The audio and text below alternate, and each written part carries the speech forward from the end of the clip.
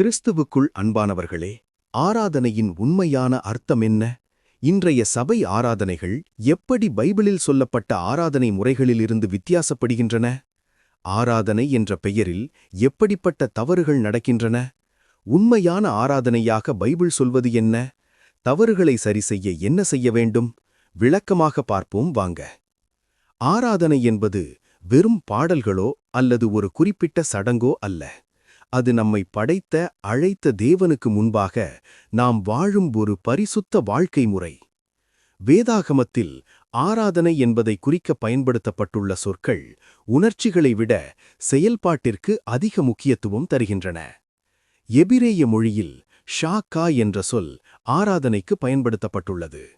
இதன் நேரடி பொருள் தாழ விழுந்து பணிதல் அல்லது முழுமையாக தரை மட்டும் குனிந்து வணங்குதல் என்பது.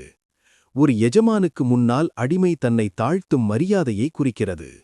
எல்லாம் இழந்த யோபு செய்தது இதைத்தான். கிரேக்க மொழியில் புரோசுக்குனியோ என்ற வார்த்தை உள்ளது. இதன் பொருள் நோக்கி முத்தமிடுதல் என்பது.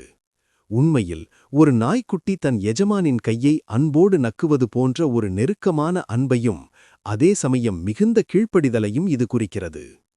இன்றைய ஆராதனைகள் எப்படி வித்தியாசப்படுகின்றன? கவனமாக பார்ப்போம். பைபிள் சொல்லும் ஆராதனையின் மையப்புள்ளி தேவன் மட்டுமே. ஆனால் இன்றைய ஆராதனைகளின் மையப்புள்ளி மனிதனின் உணர்ச்சிகள் மட்டுமே. பைபிள் சொல்லும் ஆராதனையின் நோக்கம் தேவனை மகிமைப்படுத்துதல் மட்டுமே. ஆனால் இன்றைய ஆராதனைகளின் நோக்கம் மனிதனை உற்சாகப்படுத்துதல் மட்டுமே. பைபிள் சொல்லும் ஆராதனையில் சபையார் அனைவரும் கிறிஸ்துவுக்குள் ஒருவராக இணைவார்கள். இன்றைய ஆராதனைகளில் மேடையில் இருப்பவர்கள் மட்டுமே நிகழ்ச்சியை நடத்துகிறார்கள். பைபிள் சொல்லும் ஆராதனையின் அடித்தளம் தேவனுடைய வார்த்தை மற்றும் சத்தியம் மட்டுமே. இன்றைய ஆராதனைகளின் அடித்தளம் சத்தம், வண்ண விளக்குகள் மற்றும் புகை நிறைந்த சூழல் மட்டுமே. இன்று நடக்கும் தவறுகளுக்கு முக்கிய காரணங்கள் என்ன தெரியுமா? பாடல்களின் இசை மூலம் தற்காலிக உணர்ச்சியை தூண்டி அதையே பரிசுத்த ஆவியின் பிரசன்னம் என்று தவறாக கருத வைக்கிறார்கள். உள்ளத்தில் மாற்றமில்லாமல் கடமைக்காக சில பாடல்களை பாடிவிட்டு வருகிறார்கள். ஆராதனையை ஒரு கச்சேரி போலவோ அல்லது ஒரு ஷோ போலவோ மாற்றிவிடுகிறார்கள்.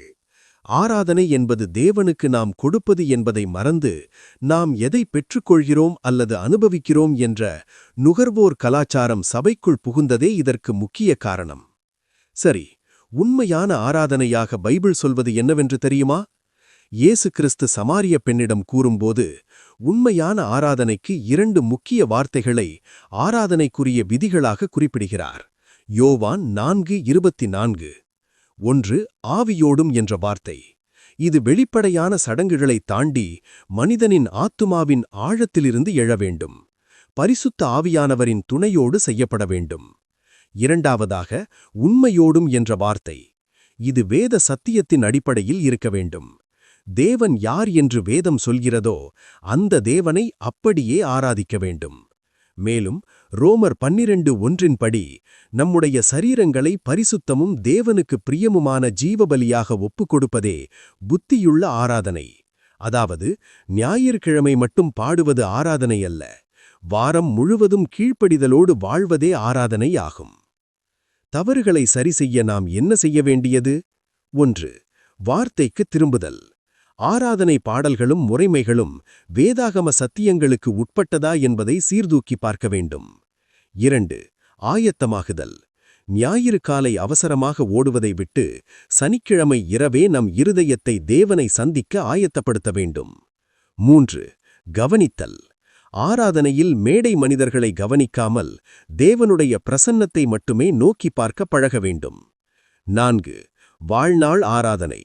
சபைக்கு வெளியே நம்முடைய அன்றாட பேச்சு, செயல், தொழில் அனைத்தும் தேவனுக்கு பிரியமாயிருக்கும்படி மாற்றிக்கொள்ள வேண்டும். மீண்டும் ஒரு முறை சொல்கிறேன். ஆராதனை என்பது நாம் பாடும் ஏதோ ஒரு பாடல் அல்ல.